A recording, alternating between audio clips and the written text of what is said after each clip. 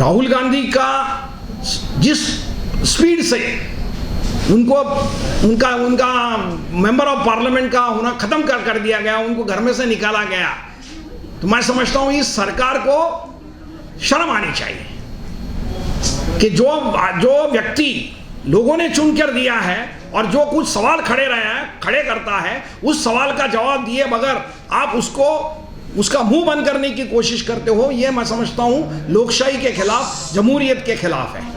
और यही रवैया है जिस तरह से बीजेपी की ईडी, सीबीआई, पुलिस, ये सभी संस्थाओं का इस्तेमाल करके विरोधी पार्टियों के लोगों को तकलीफ देने की कोशिश करती है। अभी हाल ही में कुछ पार्टियों ने इकट्ठा होकर सुप्रीम कोर्ट में इसके खिलाफ एक याचिका दाखिल की है। उसका क्या अंजाम होगा मुझे मालूम नहीं, लेकिन उसका इंतजार हम कर रहे हैं। मैं सिर्फ बीजेपी से यह सवाल पूछना चाहता हूं कि जो आदमी कल तक करप्ट है उसके ऊपर ईडी का हमला होता है और जैसा वो बीजेपी में जाता है दूसरे दिन से उसकी इंक्वायरी बंद हो जाती है, ये क्यों होता है? ऐसे कितने लोग हैं जो बीजेपी में जाने के बाद उनकी इंक्वायरी बंद करी, उसकी मालूमात हमको मिलनी चाहिए, हमारा कहना है। देश आगे बढ़ने वाला है या पीछे जाने वाला है, यह तय करने वाला इलेक्शन है। जिसको हम जमहूरियत कहते हैं, लोकशाही कहते हैं, उसको खतरा है और ये खतरे में डालने वाली सरकार को हराना जिस जनता के लिए ये लोकशाही है उसका फर्ज है, ऐसा मैं समझता हूं। मैं ये बताना चाहता हूं कि हमारा देश आज एक बहुत कठिन आर्थिक समस्या का सामना कर रहा है।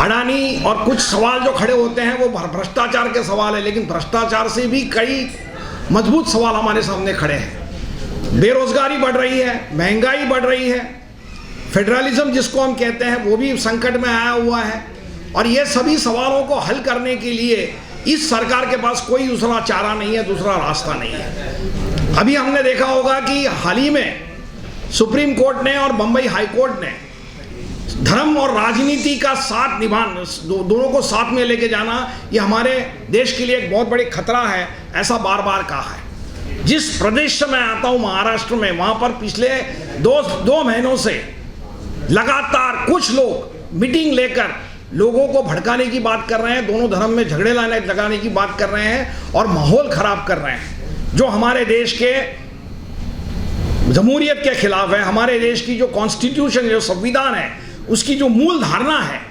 धर्मनिरपेक्षता की, भाईचारे की, उसके खिलाफ वो लोग काम कर रहे हैं, लेकिन उनके ऊपर कोई एक्शन नहीं लिया जाता है। इसीलिए हाईकोर्ट ने चिंता व्यक्त की है। कुछ नहीं होता। महाराष्ट्र में अभी देखें हमने कि जो 50 एमएलए उनको लेकर गवर्नमेंट बीजेपी ने बनाया है, वो बहुत से एमएलए के ऊपर ईडी ने कार्रवाई की थी। क्या हुआ उसका? इसका जवाब देना चाहिए। आपने बीबीसी के खिलाफ कार्रवाई की, उसका क्या हुआ? जनता को समझना चाहिए।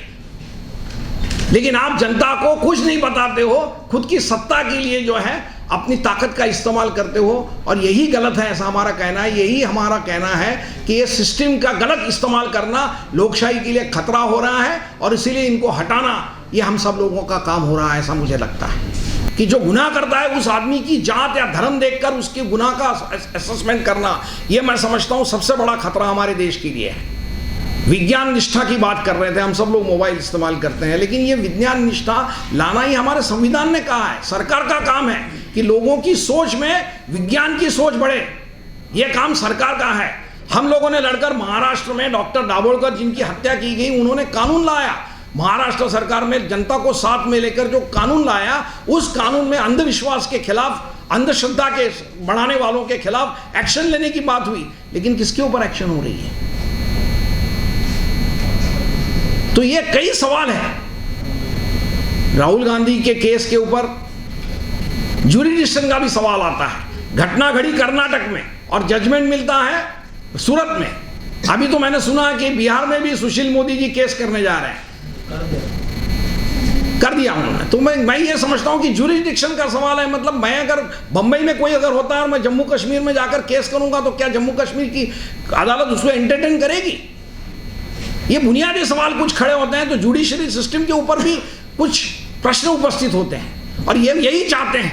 मैं समझता हूं ये मोदी सरकार यही चाहती है कि जुडिशरी की भी क्रेडिबिलिटी खत्म हो जाए और मैं समझता हूं कि चीफ जस्टिस इसको समझते हैं, उसके लिए वो कॉन्स्टिट्यूशन के प्रोटेक्शन के बारे में बात कर रहे हैं और इसीलिए मैं समझता हूं आज सरकार और जुडिशरी के अंदर एक संघर्ष खड़ा हो रहा है। जनता किसका साथ देगी ये हमको समझना बहुत जरूरी रहेगा, क्योंकि जनता ही आखिर में तय करेगी। बाबा साहब अम्बेडकर ने कहा कि आप कितनी भी अच्छी कॉन्स्टिट्यूशन बनाइए, लेकिन वो कॉन्स्टिट्यूशन का अमल करने वाले लोग अगर ठीक नहीं रहेंगे और जनता ऐसे ठीक नहीं रहने वालों का साथ देगी तो कॉन्स्टिट्यूशन कितनी भी अच्छी करो आपका कोई फायदा नहीं होगा। तो इसीलिए एक तरफ मतदाताओं को जागरूक करना यह बात है, और दूसरी तरफ वो जागरूक मतदाताओं को लेकर जिन लोगों की नीयत ही जमहूरियत के खिलाफ है, जो लोग डेमोक्रेसी को ख़त्म करना चाहते हैं, जो इस देश की मूल धारा को ही ख़त्म करना चाहते हैं, उनके खिलाफ जनता को खड़ा करके 2024 के इलेक्शन में देश बचाओ बीजेपी हटाओ ये नारा लेके हमको आगे जाना पड़ेगा। इतने मैं आपको कहना चाहता हूँ। धन्यवाद।